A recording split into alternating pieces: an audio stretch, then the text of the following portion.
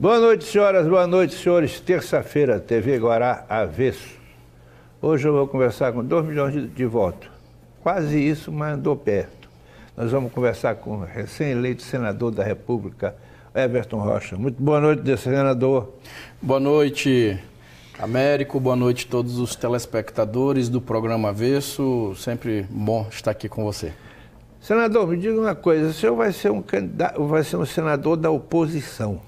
Como é que está se preparando para isso? E a expectativa desse governo, que é muito falastrão, fala demais e está agindo ao contrário do que fala, por sinal? Diga. Eu, recentemente, alguns meses atrás, eu desci da tribuna, depois de daquelas falas mais acaloradas, duras contra o governo Temer, já antes ainda da eleição.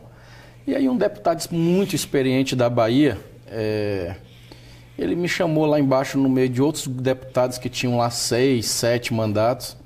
E aí eles, brincando comigo, disseram assim: olha, é melhor você apanhar daqui de cima do que bater daí de baixo. Aí eu ri, olhei para eles e disse assim: não se preocupe não, que eu vou já voltar a ser governo e nós vamos começar agora a apanhar de cima de novo. E eu te confesso que nós, psicologicamente, estávamos preparados para voltar a ser governo. Né? Até porque o Brasil, no caminho que está, com esse desgoverno aí do Temer, a nossa, pelo menos a minha percepção é de que a gente teria condições reais de chegar à presidência da República com um companheiro de partido, que era o Ciro Gomes. Né? E o primeiro turno aqui é excelente candidato. Né? Agora todos, até os que não votaram, começaram a perceber que ele é um bom nome, um bom quadro.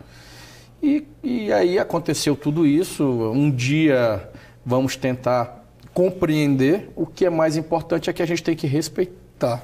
E respeitar a decisão da urna, respeitar a vontade do eleitor, isso é importante, né? Claro. É soberano, e nós que defendemos a Constituição temos que, né, o caminho básico é esse. Então, agora é aceitar. Agora é aceitar.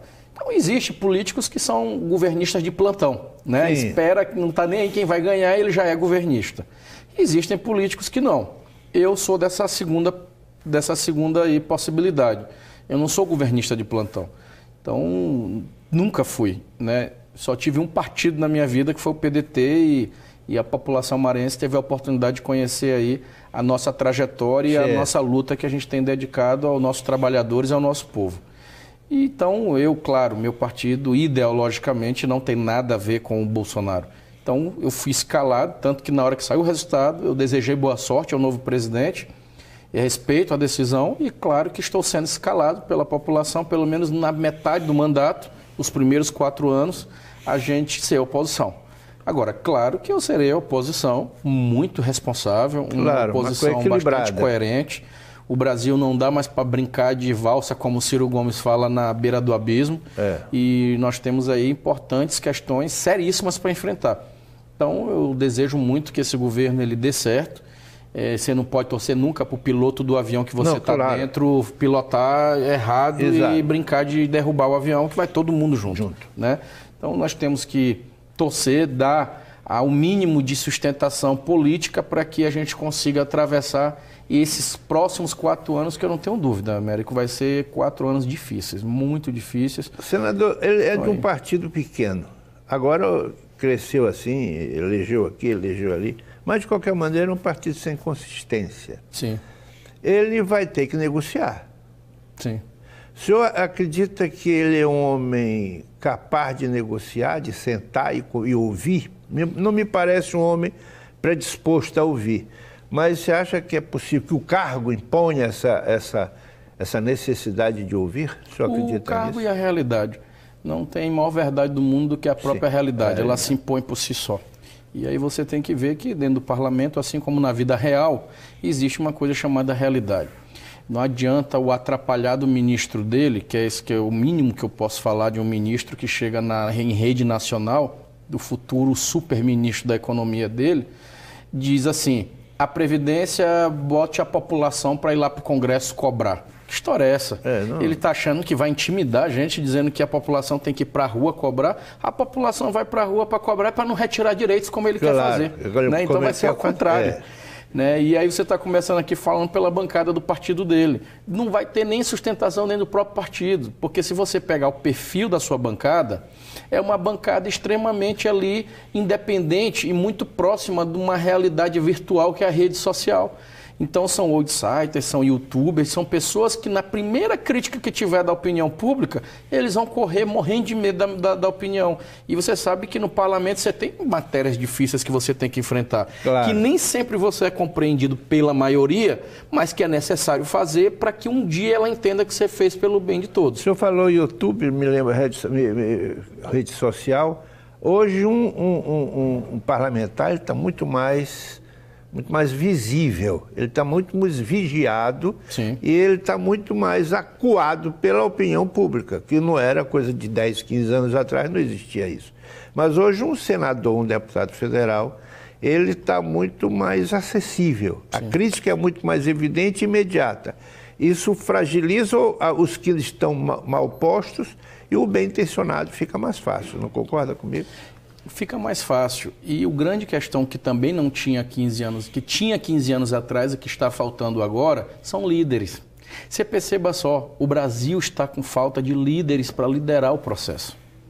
Não tem nome, Há 15, 20 anos atrás você tinha. Você pegava aí brasileiros como um Ulisses Guimarães, um Brizola. Você tinha figuras que poderiam tocar a qualquer momento de crise e tinham coragem de encarar e discutir, sentava na mesa e fazia o que tinha que ser feito.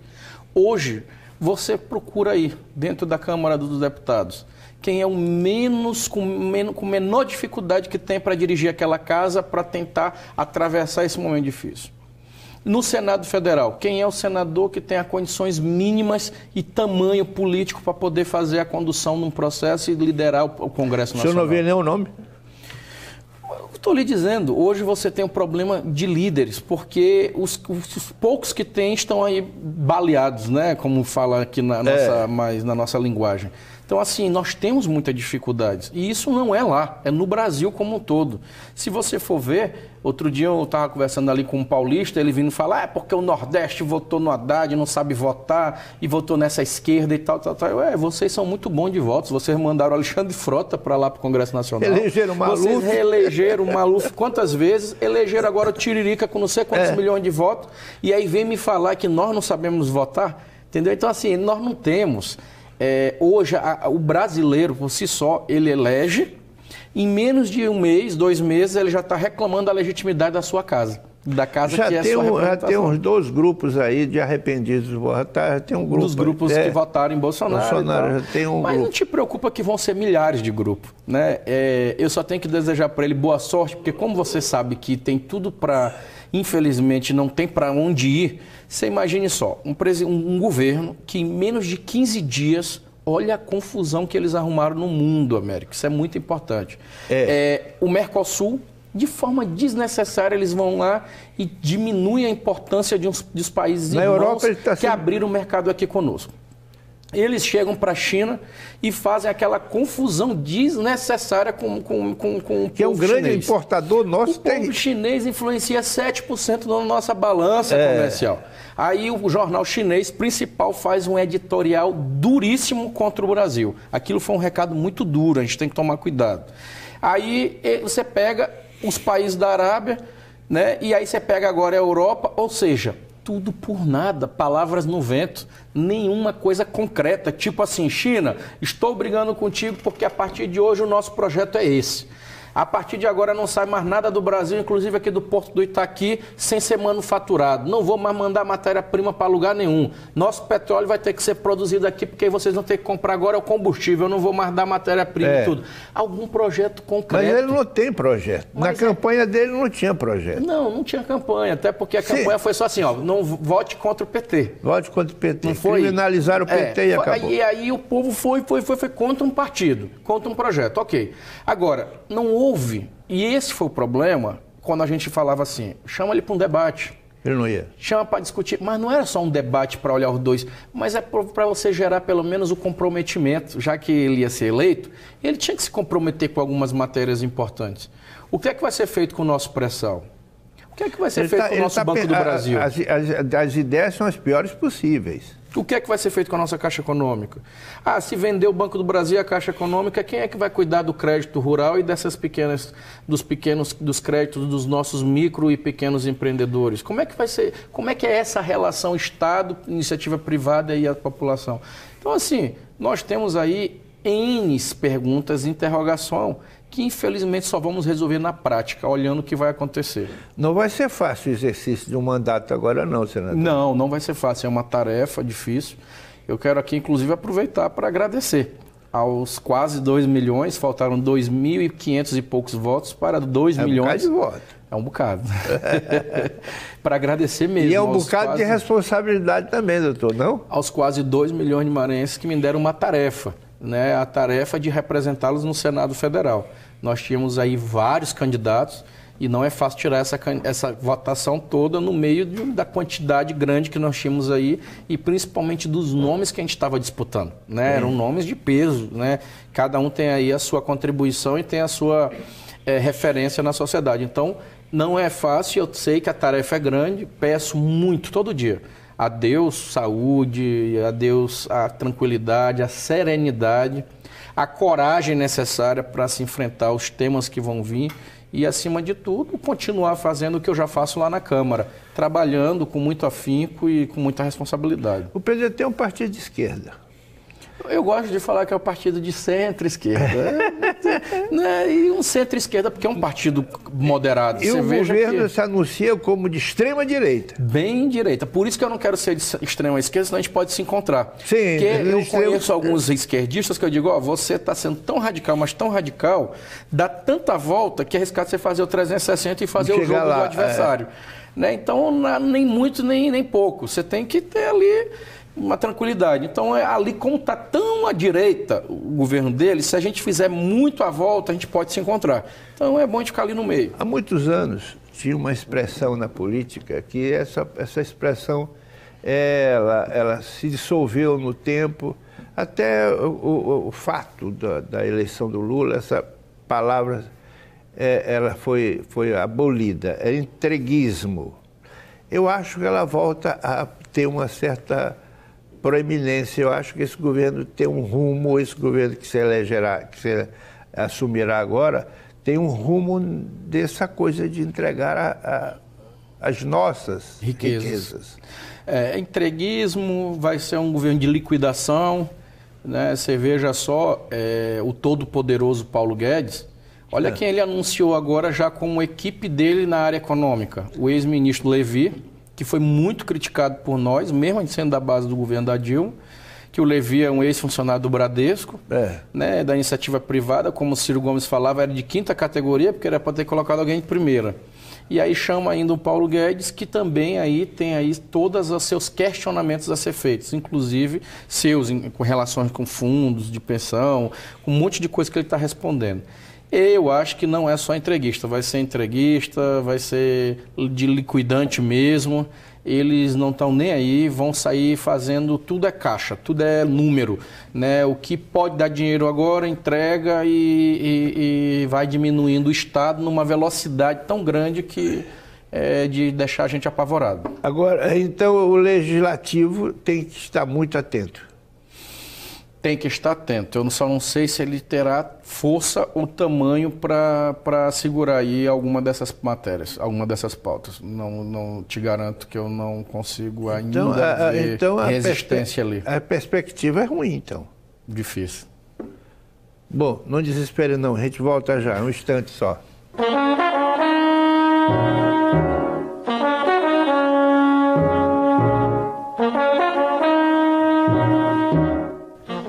Everton Rocha, senador da República, com uma responsabilidade enorme de vigiar um governo que traz dentro do seu bojo ameaças seríssimas às grandes instituições. O senhor não sei se você ouviu na imprensa o que ele falou sobre a Amazônia, que a Amazônia, nós não sabemos tratar a Amazônia, que o ideal seria entregar para alguma empresa norte-americana. Você ouviu isso? Não só olhei, como não acreditei. Né? É tão absurdo, né? Mas... É inacreditável. Ele falou isso. Falou isso e acha que o que puder ser explorado economicamente com capital estrangeiro aqui no país tem que ser aberto mesmo para explorar. Isso entra a Amazônia, entra Alcântara, entra pré-sal, entra setor aeroportuário e setor energético. É muito perigoso tudo isso, porque nós estamos falando aqui não é de um país qualquer. Né? Nós estamos falando da nossa pátria, mais de 200 milhões de brasileiros. Nós estamos falando de riquezas naturais, riquezas nossas que nós produzimos, fortíssimas, importantes e estratégicas para o nosso país, que poderiam estar sendo utilizadas para o nosso desenvolvimento. Então não dá para a gente ser de terceiro mundo e se comportar como ele. Porque todo país que quer chegar na sua seu pleno desenvolvimento, isso quer dizer ter educação plena, ter qualidade de vida plena do seu povo, ele sempre pensa como gente grande. Você sempre quer crescer, você tem metas. Né? Então, vamos entregar o nosso pré-sal por X anos, em troca ter muita escola de qualidade, muito investimento na nossa juventude, saúde. Ou fazer um grande investimento na nossa saúde para a gente poder enfrentar o problema. Então, ou seja, trocas ou metas, até que você teria o que explicar. Agora, tudo por uma tal de balança, tudo por uma tal de número, né, de encontro de contas que seu Paulo Guedes vai querer fazer dentro do governo, é muito perigoso, muito perigoso.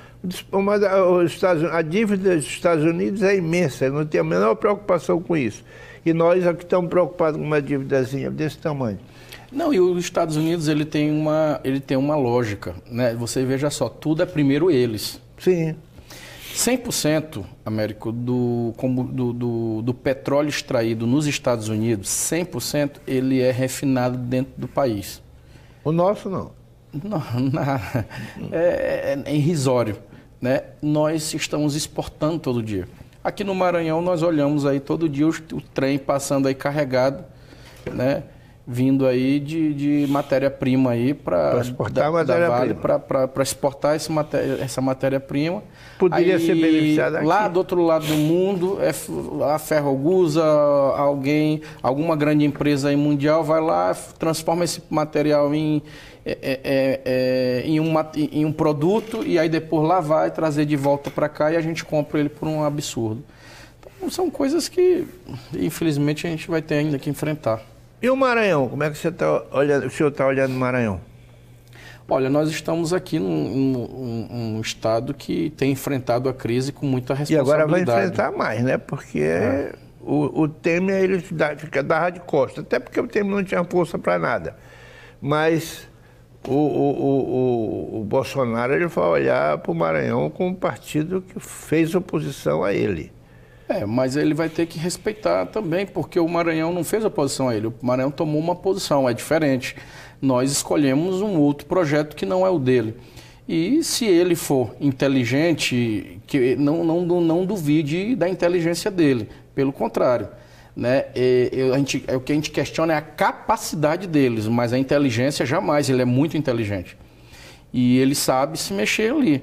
Tanto que ele está na presidência, ganhou a presidência. Né? Ele armou uma estratégia. Claro que no meio da estratégia teve fatores que o ajudaram, como aquela facada, que o tirou do debate, tirou da rua, porque quanto mais tempo ele tivesse na rua e nos debates, melhor seria para o Brasil conhecê-lo de perto.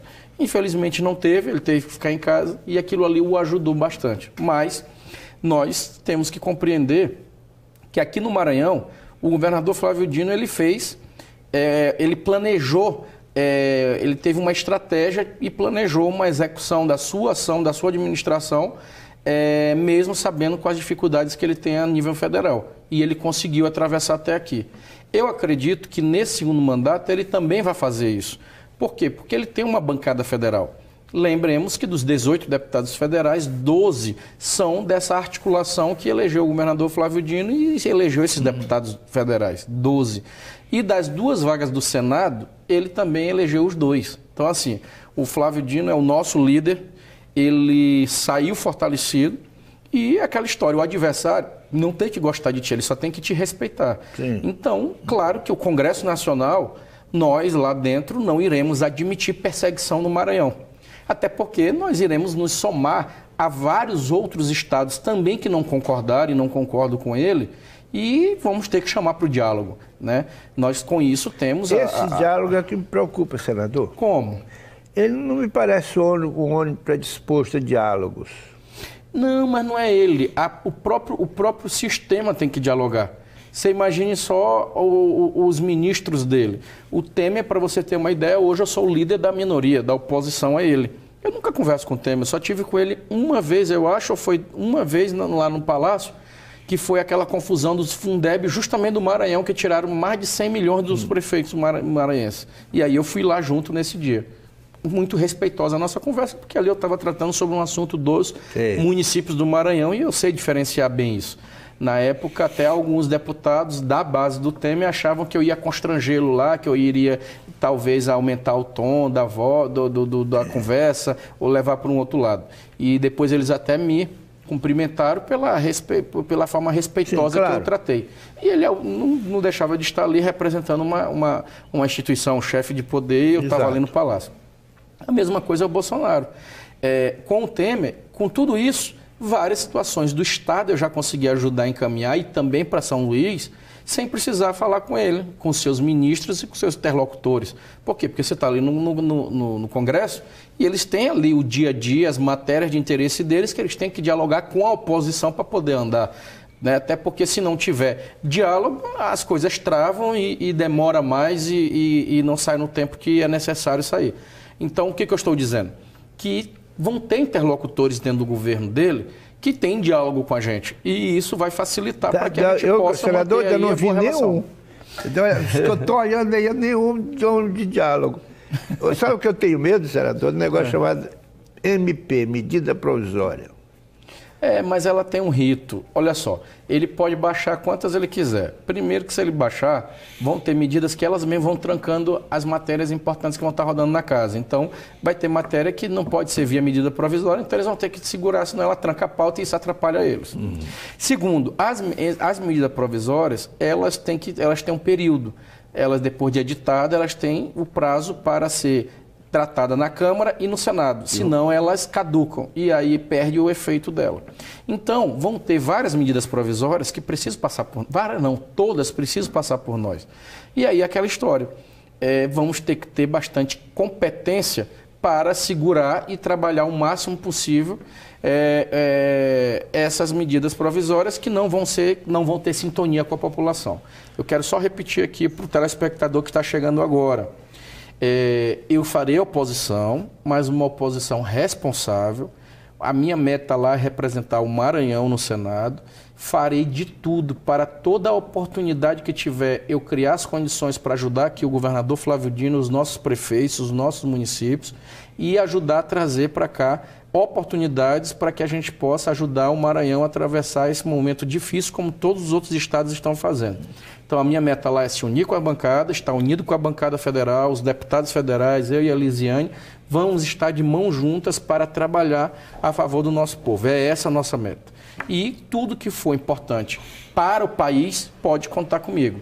Se não for bom, se não for importante, com certeza estarei lá denunciando, fazendo oposição e iremos manter essa linha que eu mantive na Câmara dos Deputados. Então, a mesma linha coerente, sem mudar nenhuma vírgula. Isso é o mais importante e é isso que a nossa população precisa entender. E é isso que espera.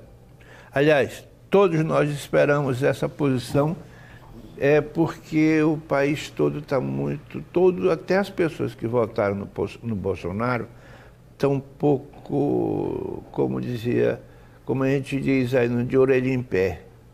Está com cara de galinha olhando para sapa, assim, meio de banda. Anunciar o fim do Ministério do Trabalho... É uma loucura, né? Mas essa que é o grande temor que está se implantando. São os anúncios, cada um mais tenebroso que o outro.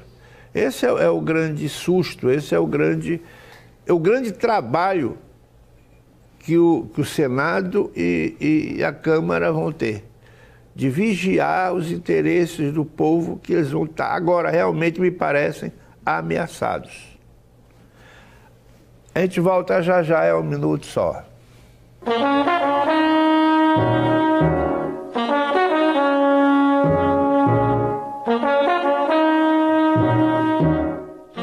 PDT, senador da República, doutor Everton Rocha, as suas expectativas... Bom, você é um homem novo, chega no Senado, foi renovado mais de 50%, né? Bem mais. Né? Das 52, 53, 54 vagas, retornaram apenas 12 ou foi 13, meu Deus. Foi bem mais, foi quase 80%. Dos 2 terços que estavam disponíveis, né? Costumes, hábitos, eu estou evitando a palavra vício, costumes, hábitos, que vem se repetindo há algumas legislaturas. 54 voltou a 17. Entra agora uma rapaziada nova. Eu tenho que esperar novas atitudes, eu tenho que esperar, quando eu digo eu na primeira pessoa, eu estou falando no povo, esperar novas atitudes, novas posições, nova coragem. O Congresso ele sempre se encolhe um pouco. Historicamente, tem medo entre aspas, do Executivo. A gente pode esperar agora assim, um confronto mais equilibrado, mais direto? Não espere tudo isso, não. Não? Não. Você veja só, o Congresso Nacional, historicamente, os 6 primeiros meses, o Ciro lembrou muito isso na campanha, de que os primeiros 6, 8 meses o presidente da República ele passa a ter um poder quase que imperial. Ele vem com muita força. Então esses primeiros 8 meses serão duríssimos e ele que vai impor o ritmo do restante do governo. Se nós conseguirmos evitar que entre muita bola nesse gol, nesse primeiro período do primeiro semestre, a gente ganha aí uma grande expectativa e anima para frente. Mas esse período o senhor tem consciência dele. O senhor está me falando que esse período existe. E ele é fortíssimo.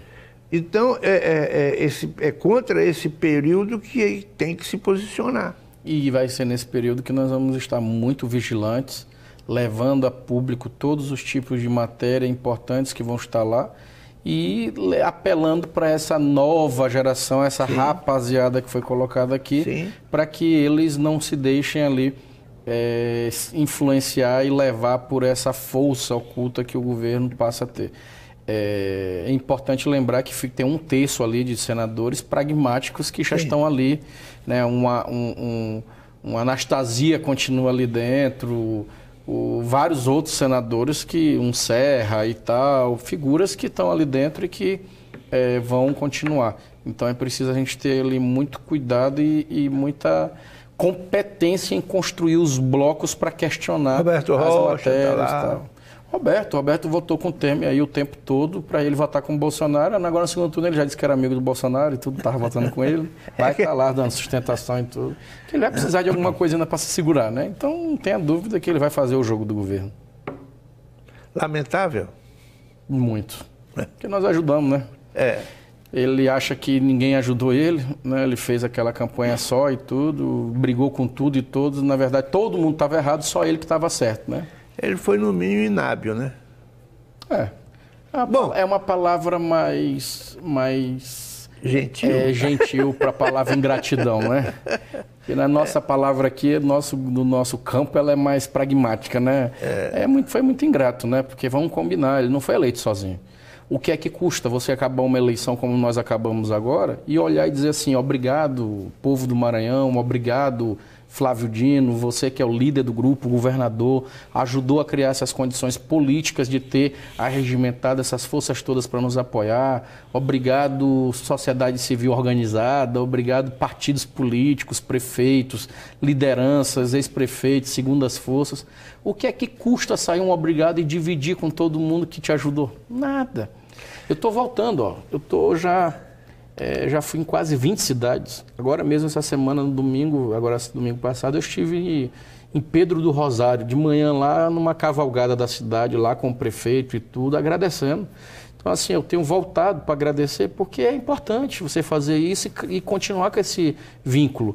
Eu, no meu mandato de deputado federal, eu sempre fiz isso, voltava para agradecer, sempre presente, visitando e tudo. Eu não estou inventando nada, eu só estou fazendo o que eu sempre fiz. Então isso não custa nada, você não perde nada com isso e, pelo contrário, você engrandece. Porque você aprende a mais ainda com as pessoas. Senador, o senhor acredita que acabou a oposição no Maranhão? Como é que o senhor está olhando a oposição no Maranhão depois que o governador fez cabelo, barba, bigode, raspou, acabou tudo? Como é que o senhor está olhando essa oposição? Olha, ela existe? Em que proporções? Não, a oposição ela sempre vai existir. Sim, mas isso é muito bom para nós, inclusive. Não, é ótimo, nós precisamos da oposição. Mas em que proporções? Não desistam de fazer oposição, pelo amor de Deus. Né? E aí eles precisam estar lá, até porque o lugar deles é na oposição. Né? Eles ficaram muito tempo, 50 anos no governo, no poder. Então eles têm que aprender um pouquinho a ser oposição. Não é por isso que estão desesperados aí para correr aí com o Bolsonaro para ver se pega ainda alguma coisinha ali. Tentando encostar. Pegar uma coisinha ainda ali, uma rebarbazinha, porque a dor deles, a abstinência deles ali do poder está muito forte, muito dolorido, né? Então eles realmente... Basta você ver ali os editoriais dos jornais. Não estão conseguindo administrar a viuvez do poder. Nossa Senhora, tem sido mesmo dolorido. E a gente tem que ir administrando com jeito. Então, assim, a oposição, a questão não é quantitativa, a oposição é o tamanho. Então, vai depender deles, mais deles do que da gente, porque eu acho que a gente deve respeitar a oposição. Né? Eu sou oposição a nível federal, eu sei como é que funciona essa relação. Ela é necessária, a posição ela é necessária. A gente respeita.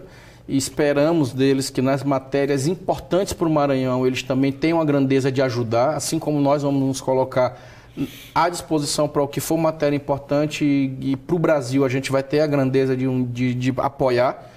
E esperamos que esse momento agora a gente saia um pouco do palanque eleitoral, porque de verdade o que a população está precisando é de solução dos problemas e melhoria dos serviços. Então agora não é hora de disputar a eleição, já passou. A gente tem aí o ano todo que vem sem eleição, o outro é municipal, então deixa os problemas municipais em cada cidade e a gente tem a capacidade de estar conversando com todo mundo para ajudar a enfrentar esses problemas. O povo não aguenta mais, a gente está todo momento, inclusive no que não é de eleição, está tratando a eleição. E aí as pessoas se sentem assim vendidas. Vem cá, e eu? Como é que fica eu aqui que estou precisando do ônibus para ir trabalhar? Como é que fica eu aqui que estou precisando do emprego para trabalhar e ter condição de botar a comida dentro de casa? A mãe para deixar seu filho na creche, como é que fica ela? Como é que fica as pessoas, né, comuns que estão ali no dia a dia que precisam viver e tocar a sua rotina? Então, eu acho que é para isso que a gente tem que todo mundo se unir, dialogar, para a gente poder enfrentar aí essas dificuldades que serão grandes. E eu tenho certeza que o Flávio Dino vai ajudar muito, né, a conduzir aí, a atravessar esse momento aí. O senhor não está sendo um pouco romântico esperando esse tipo de ajuda da oposição do Maranhão? Romântico, talvez, mas sempre otimista, né? Sim. Sempre otimista. Claro que você, quando dá uma oportunidade para um escorpião atravessar o rio, sim, você tem que estar sempre sabendo que ele vai mais cedo ou mais tarde, ele vai te enfiar a espora, né? Mas você está salvando o bichinho para sair ali e ele não morrer. Mas, então, você acha que esses nomes que estão hoje na oposição, por exemplo, o Grupo Sarney, você acha que tem esses nomes, algum deles tem condição de sobrevivência ou teria que surgir um novo? Olha, eu te confesso que só o tempo vai dizer. Que a sobrevivência ela parte das oportunidades que vão aparecer no dia a dia. Amanhã vai que aparecer um fato novo e que deu uma visibilidade, uma importância para determinado referido parlamentar ou nome que tem aí dentro do grupo. Aí você vai ter que saber ali readequar, né? Isso aí é uma coisa que não dá para você desenhar. Se você pegasse há 6 meses atrás e perguntasse se o Everton tinha chance de ser senador, pelo menos na bolsa das apostas políticas, né, ou das pessoas de fora das rodas, né, da política, iriam apostar que eu não teria condição nenhuma de enfrentar os nomes que a gente enfrentou. Então, é tudo questão do momento. Mas o senhor acreditava? Muito. Estou 2 anos aí, depois da eleição municipal, rodando o interior do estado e construindo o grupo e fazendo política, direto. 24 horas. Não teve feriado, não teve final de semana, não teve nada. Foi direto lá, mergulhado, fazendo muita articulação, muita conversa, muita política, andando muito esse Maranhão. Sempre acreditei e não tenho dúvida que o resultado iria ser esse. Porque o senhor tem hoje uma visão completa do Estado. Hoje nós conhecemos o Estado aí um pouquinho, né? Então o senhor está inteiramente Dos 217 municípios, desculpa te interromper, eu tive o apoio de 195 prefeitos, né? E nos municípios que eu não tive os prefeitos, a gente tinha a segunda força da cidade. Então, nas 217 cidades, a gente tinha um apoio. O senhor visitou 217? Todos os municípios. Na pré-campanha e na campanha, claro, né? Porque só na campanha não dá tempo. A campanha é curta. Sim. Mas na pré-campanha e na campanha, eu fui praticamente em todas as cidades do Maranhão e conheço quase todas de nome, né? Se você me falar aí qualquer cidade, a gente podia... Vamos testar aí um pouquinho e falei algumas aí. Não tem... Eu não conheço... Eu só conheço 17, eu acho, das 200 e poucas. Das 217, eu devo conhecer 17. Mas veja bem, então o senhor está absolutamente apto a trabalhar pelo Maranhão. Tem, com certeza, com certeza. Me sinto apto, com condições políticas, represento de forma legítima a nossa população, estou investido agora no mandato que já iremos tomar posse e tenho certeza que nós iremos aí lutar muito por esse estado. As demandas regionais, a maioria a gente tem acesso, conhece e o conhecimento melhor que tem, Américo. Melhor. É aquele ali que o seu olho vê, é onde o pé pisa, né? Então, você chega ali na cidadezinha, você pisa lá, você olha o problema de perto, então fica mais fácil de resolver. Eu estava conversando com o secretário do governo, Flávio Dino, e teve municípios que a chegada do governador foi recebida com uma emoção, o governador nunca tinha aparecido lá, um governador. É verdade. Senhora chorando e tal, uma emoção. Essa presença, o senhor acha que... Bom, importante ela é, mas o senhor acha que ela tem que ser constante, assim como você fez? É necessário. O Maranhão, a dívida é muito grande da classe política com o nosso povo. Você imagina só esse pessoal que está aí, tem pão no poder, só usufruíram. A pobreza extrema. A gente ainda está falando de programa Escola Digna para tirar a escola de taipa desses municípios e colocar uma escola boa para o menino 2018, aprender. Né? Em pleno 2018. Então, assim, é uma dívida tão grande que não reclame quem vier. Tem que trabalhar e andar muito, né? Aliás, foi dada aí já a receita, né? A partir de agora, quem quiser ser senador vai ter que fazer o que nós fizemos, rodar o Maranhão, conversar muito com as pessoas, fazer muita relação e estar lá no dia a dia, porque não dá mais para vir inventado de cima para baixo, não. Senador, infelizmente nosso bloco já acabou, o papo estava bom. O senhor, quando precisar usar esse programa, fica à vontade.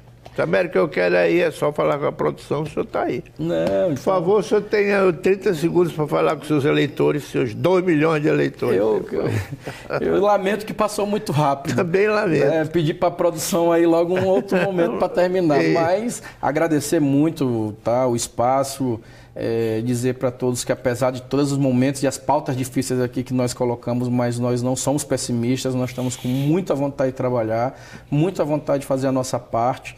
Agradecer imensamente a todos os amigos que votaram e a você que não votou também. Agradeço e tenha em mim o meu total respeito. Irei trabalhar com muito afinco para ajudar o nosso estado do Maranhão.